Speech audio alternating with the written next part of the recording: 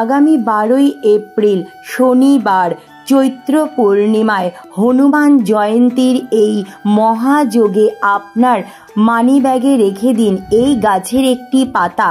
দূর হবে আপনাদের জীবন থেকে সমস্ত বাধা বিপত্তি, আর্থিক সংকট, পারিবারিক সমস্যা, বাস্তু দোষ। এই গাছের পাতা দিয়ে এই দিন আপনারা যদি এই বিশেষ ক্রিয়াটি করতে পারেন তাহলে আপনাদের জীবনের সমস্ত মনস্কামনা পূরণ হবে। ঠিক তেমনি নিজেরাই যে অভীষ্ট লক্ষ্যটা আপনাদের মধ্যে রয়েছে সেই নিজের লক্ষ্যে আপনারা কিন্তু খুব তাড়াতাড়ি খুব সহজেই পৌঁছাতে পারবেন।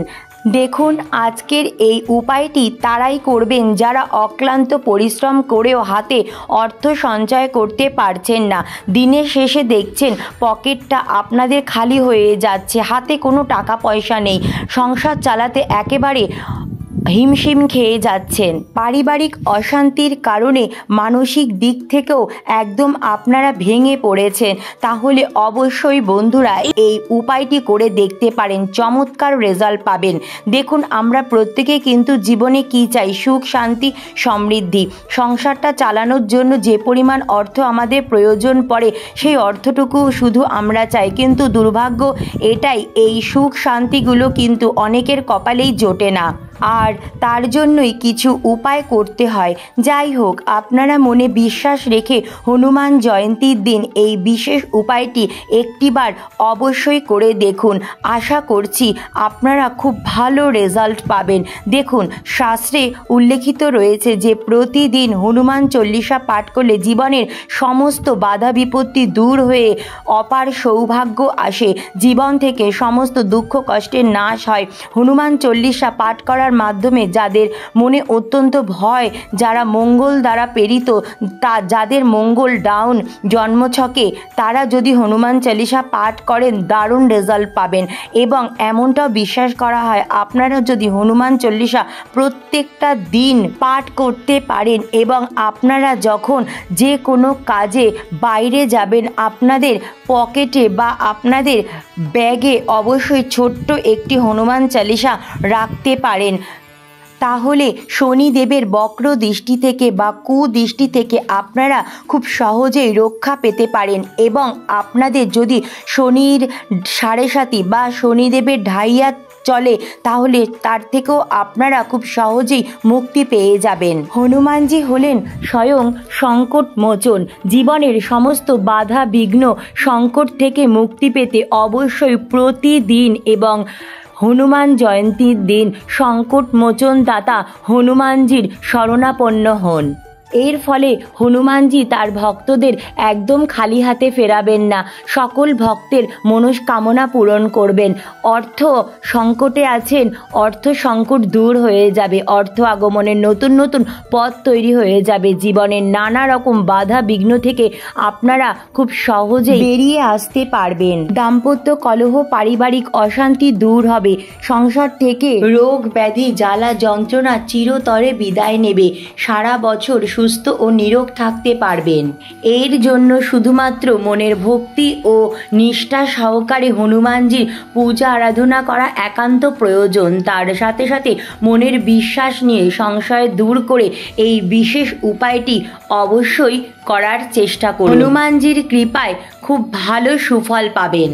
আগামী 12ই এপ্রিল হনুমান জয়ন্তীর দিন অবশ্যই আপনার গৃহে হনুমান চল্লিশা পাঠ করবেন, হনুমানজির ভক্তি ও নিষ্ঠা সহকারে পূজা আরাধনা করবেন। দেখবেন সমস্ত বিপদ আপদ থেকে আপনারা কিন্তু একটা সুরক্ষা কবচ আপনারা নিজেরাই অনুভব করতে পারবেন। হনুমান চল্লিশার মধ্যে এমন একটা শক্তি রয়েছে, একটা এমন পজিটিভ শক্তি রয়েছে, একটা এমন পজিটিভ ভাইব্রেশন রয়েছে যার উচ্চারণ মাত্রই আপনাদের আশেপাশের সমস্ত অশুভ শক্তিগুলো খুব সহজেই বিনাশ হয়ে যাবে। এক কথায় বললে হনুমান চল্লিশা পাঠ করলে যেমন সৌভাগ্য লাভ হয়, ঠিক তেমনি নেগেটিভ এনার্জিও ধ্বংস হয়ে যায় এবং পজিটিভ এনার্জি বৃদ্ধি পায়। আপনার জীবনে থাকা বা আপনার গৃহে থাকা সমস্ত অশুভ শক্তি দ্রুত নাশ হয়ে যাবে। অনেকের মনে ধারণা রয়েছে হনুমান চল্লিশা শুধুমাত্র মঙ্গলবার বা শনিবারই পাঠ করা উচিত, কিন্তু আপনারা যদি জীবনের সব দিক থেকে সুখ শান্তি সমৃদ্ধি লাভ করতে চান তাহলে অবশ্যই প্রতিদিন নিয়ম করে একটি নির্দিষ্ট সময়ে সকাল সন্ধ্যা অবশ্যই হনুমান চল্লিশা পাঠ করুন। আপনারা নিজেদের জীবনের আমূল পরিবর্তন নিজেরাই লক্ষ্য করতে পারবেন।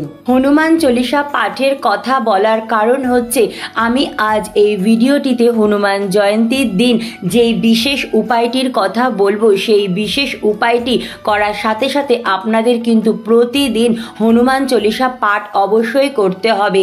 তাহলেই কিন্তু আপনারা এই বিশেষ কার্যটির সঠিক সুফল লাভ করতে পারবেন। যে বিশেষ পাতাটি আপনারা আপনাদের সঙ্গে রাখবেন, অর্থাৎ আপনাদের মানি ব্যাগ বা পার্সে রাখবেন, চলুন এখন সেই বিশেষ উপায়টি সম্পর্কে জেনে নেওয়া যাক। তার আগে আমি সকল দর্শক বন্ধুদের অনুরোধ করছি ভিডিওটি সম্পূর্ণ ভিডিওটি দেখার পর কেমন লাগলো অবশ্যই কমেন্ট করে জানাবেন এবং কমেন্টে অবশ্যই জয় শ্রীরাম জয় হনুমান লিখতে একদম ভুলবেন না। ভিডিওটি ভালো লাগলে লাইক শেয়ার ও নতুন বন্ধুরা প্লিজ চ্যানেলটি সাবস্ক্রাইব করে পাশে বেল বাটনটি অন করে নেবেন, যাতে আমার পরবর্তী ভিডিওর নোটিফিকেশান খুব সহজেই আপনাদের কাছে পৌঁছে যায়। আর যে সকল বন্ধুরা অলরেডি চ্যানেলটি সাবস্ক্রাইব করে পাশে আছেন তাদের অসংখ্য ধন্যবাদ। তো চলুন বন্ধুরা আসা যাক মূল পর্বে। হনুমান জয়ন্তীর দিন অবশ্যই 108টি আকন্দ গাছের পাতা নিয়ে নেবেন এবং সেই পাতার মধ্যে সবুজ অথবা লাল কালির পেন দিয়ে জয় শ্রীরাম এবং ওম হং হনুমতে নমঃ এই মন্ত্রটি প্রত্যেকটি পাতায় ভালো করে পরিষ্কারভাবে লিখবেন এবং লাল মৌলি সুতো দিয়ে ওই পাতাগুলোর যে বোটাগুলো রয়েছে একসঙ্গে বেঁধে একটি মালা তৈরি করে নেবেন এবং সেই পাতার মধ্যে নিজের মধ্যমা আঙুল দিয়ে চন্দন ও মেটে সিঁদুর অল্প করে প্রত্যেকটি পাতার মধ্যে আপনারা কিন্তু লাগিয়ে দেবেন এবং এই কাজটি করবেন কখন?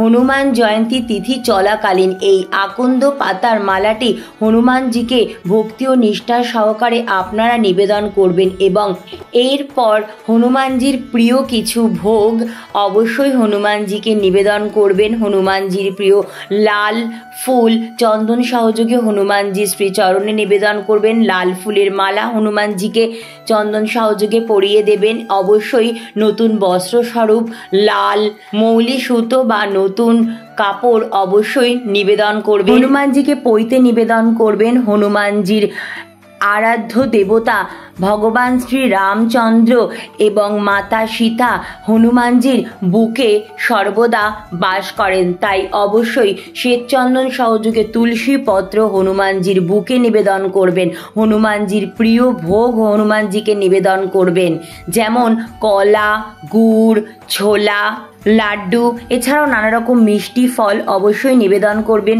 তবে খেয়াল রাখবেন হনুমানজির ভোগের থালা গ্লাসে অবশ্যই তুলসী পত্র নিবেদন করবেন।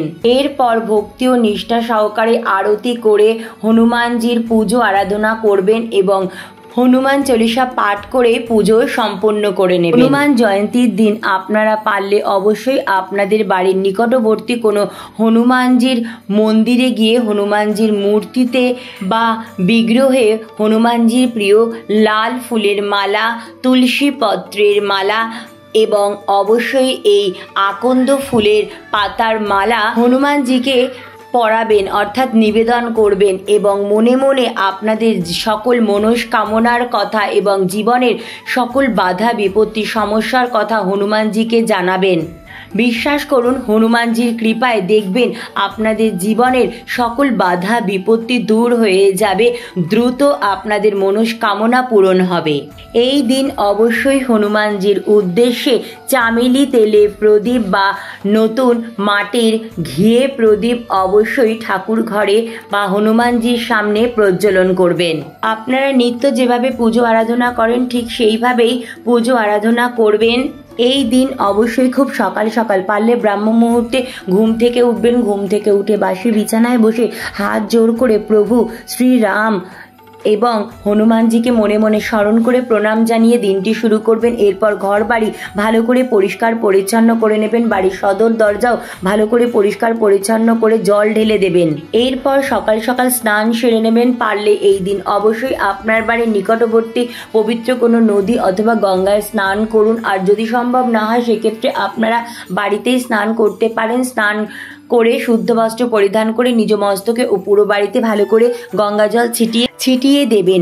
যতক্ষণ না আপনারা হনুমানজির পুজো সম্পন্ন করছেন ততক্ষণ কিন্তু আপনারা অবশ্যই নির্জলা উপবাস থাকার চেষ্টা করবেন। এই দিন বাড়িতে কোনো রকম আমিষ জাতীয় খাবার আনবেন না বা রান্নাও করবেন না। এই দিন অবশ্যই নিরামিষ আহার গ্রহণ করবেন। আপনাদের গৃহে হনুমানজির কোনো পাথরের কিংবা পিতলের বিগ্রহ থাকলে অবশ্যই এই দিন পঞ্চামৃত দিয়ে অভিষেক করান। আর যদি হনুমানজির কোনো আলেখ্য থাকে তাহলে অবশ্যই পরিষ্কার একটি কাপড় দিয়ে গঙ্গা জল দিয়ে আলতো হাতে ভালো করে মুছে অভিষেক করে নেবেন। আপনাদের গৃহে যদি হনুমানজির কোনো আলেখ্য বা বিগ্রহ না থেকে থাকে তাহলে অবশ্যই আপনারা প্রভু শ্রীরাম অথবা ভগবান শ্রীকৃষ্ণ বা নারুগোপাল বা সত্যনারায়ণ ভগবানের পুজো আরাধনা এই দিন অবশ্যই করতে পারেন।